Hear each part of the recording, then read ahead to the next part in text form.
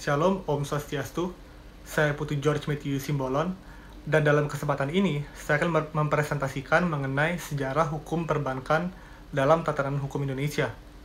Namun sebelum kita jauh membahas mengenai sejarah dari hukum perbankan itu sendiri, maka perlu kita ketahui bahwa sejarah memiliki peran yang penting dan hubungan yang erat dengan eksistensi suatu hukum positif. Sebagai salah satu sumber hukum material, yaitu Rechtbron in Historisch Zin, sejarah tentunya memiliki peran yang penting dalam pembentukan suatu hukum.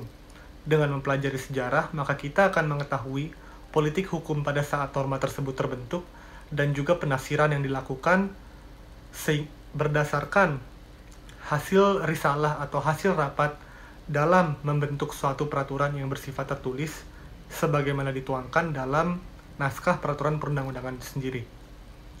Baik, secara umum, sejarah hukum perbankan di Indonesia terbagi menjadi 5 era, yaitu pada masa pendudukan kolonial Belanda, kemudian pada masa Osamu-sere atau pemerintahan tentara Jepang, kemudian pasca kemerdekaan, Orde Lama, dan Orde Baru itu sendiri.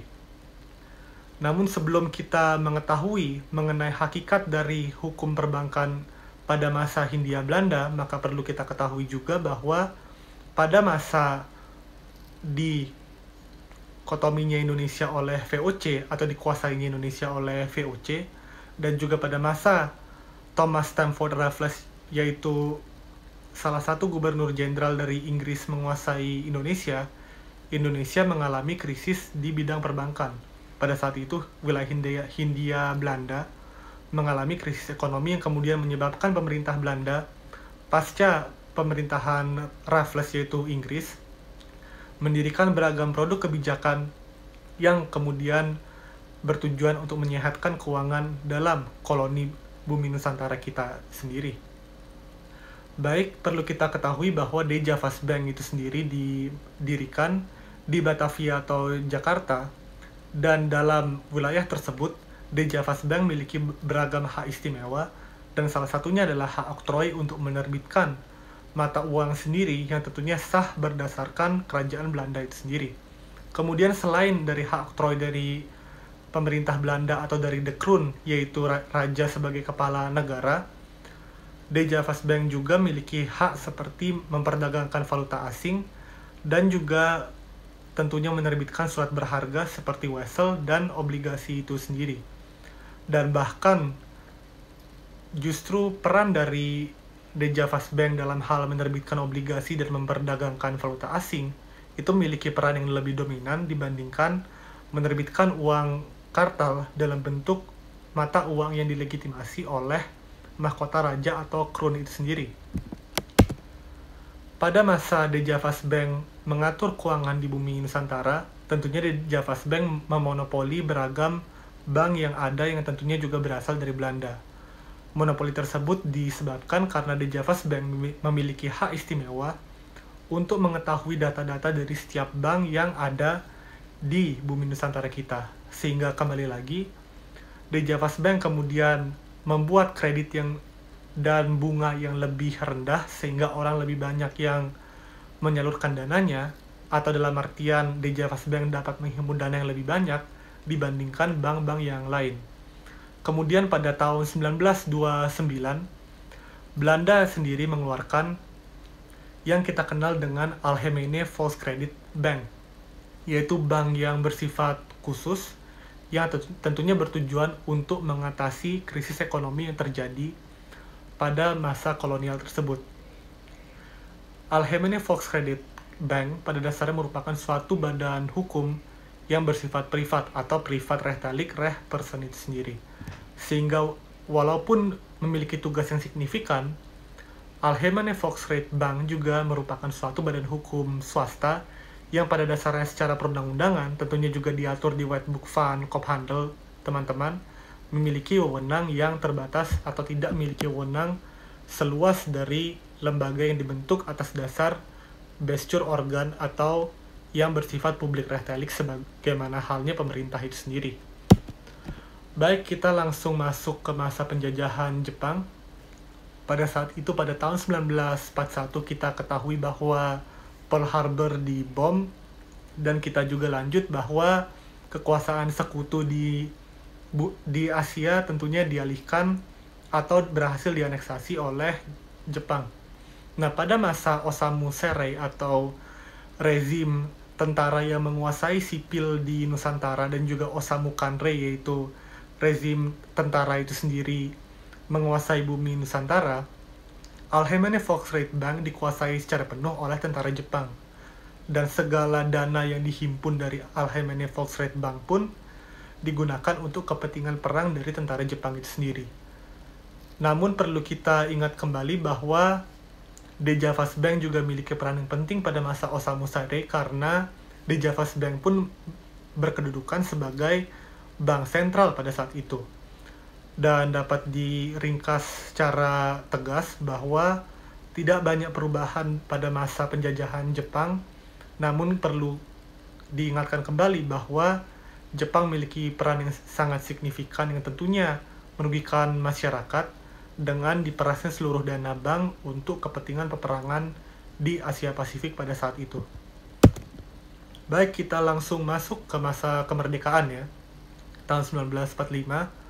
Tentunya pada saat itu beragam produk hukum dikeluarkan guna menyesuaikan segala kepentingan perbankan agar sejalan dengan konstitusi kita, dan tentunya juga sejalan dengan Pancasila sebagai filosofi groundswell kita. Maka pemerintah mengeluarkan Perpu nomor 2 tahun 1946 yang memiliki tujuan untuk mendelegasikan BNI untuk menerbitkan mata uang negara.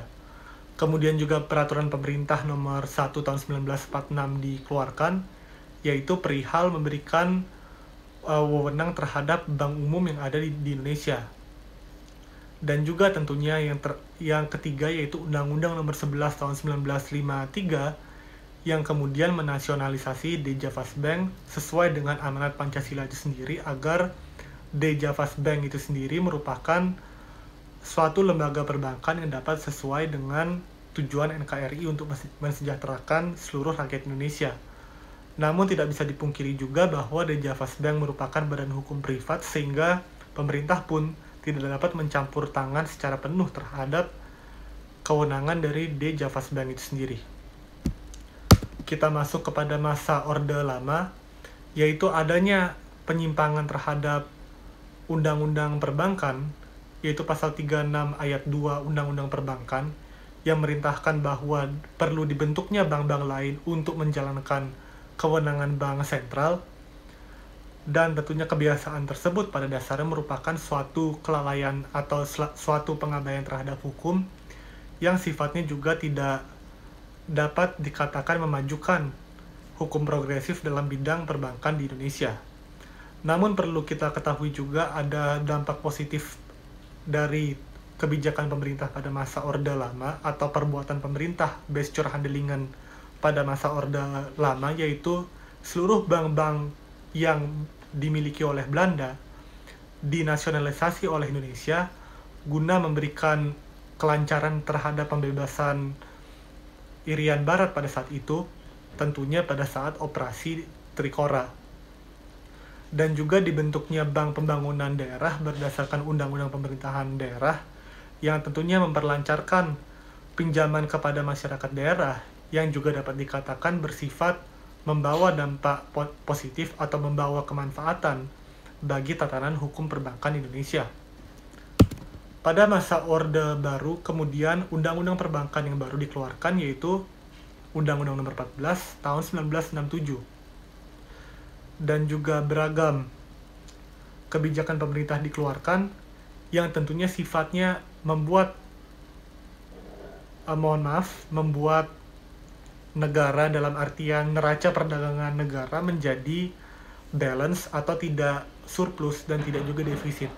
Hal ini tentu karena pada saat itu Presiden Soeharto memegang teguh ekonomi Pancasila dan juga pasal 33 ayat 1 perihal mengenai segala kepentingan ekonomi dikedepankan berdasarkan asas kekeluargaan itu sendiri. Sehingga kembali lagi pada masa Orde Baru, walaupun tidak banyak perubahan terhadap peraturan perundang-undangan yang bersifat positif, namun hukum perbankan juga memiliki suatu kekonsistenan dalam hal menjaga neraca perdagangan internasional dari Indonesia itu sendiri. Pada masa reformasi, yaitu jatuhnya rezim Soeharto, Presiden B.J. Habibie kemudian melakukan pinjaman terhadap International Monetary Fund, dan Presiden Habibie pun melakukan penyesuaian dalam hal perbuatan perbankan berdasarkan standar internasional ditetapkan oleh IMF itu sendiri. Selain itu juga perlu kita ingat kembali bahwa Undang-Undang Perbankan dan Undang-Undang Bank Sentral juga dibentuk, yaitu produk hukum yang baru yang kemudian menggantikan produk hukum yang ada pada masa Orde Baru dan Orde Lama. Dan adapun kebijakan dari B.J. Habibie yang tentunya bersifat signifikan. Posisi Bank Indonesia dikuatkan sebagai bank sentral, dan juga adanya kebijakan melalui merger terhadap saham-saham perbankan yang sifatnya insolvent atau kondisi keuangan yang tidak sehat, sehingga beragam perusahaan perbankan yang pada awalnya bersifat atau berjumlah banyak kemudian disedikitkan atau disatu padukan demi memperbaiki kondisi keuangan dari suatu perusahaan atau lembaga perbankan yang tentunya kondisi keuangannya tidak sehat. Selain itu juga penyertaan modal negara juga tetap diterapkan terhadap beragam perusahaan perbankan atau adanya alokasi dana terhadap perusahaan perbankan, dan dalam mana perusahaan perbankan tersebut dinasionalisasi menjadi persero yang tentunya merupakan salah satu bentuk dari BUMN itu sendiri.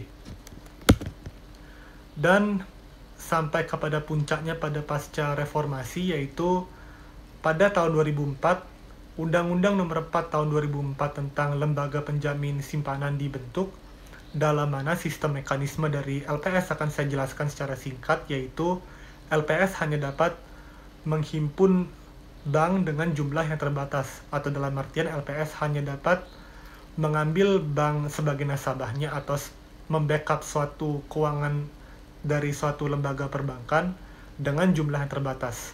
Namun tidak menutup kemungkinan bahwa LPS dapat juga menghimpun nasabah sebanyak-banyaknya dari tiap-tiap bank yang dihimpun secara terbatas tersebut.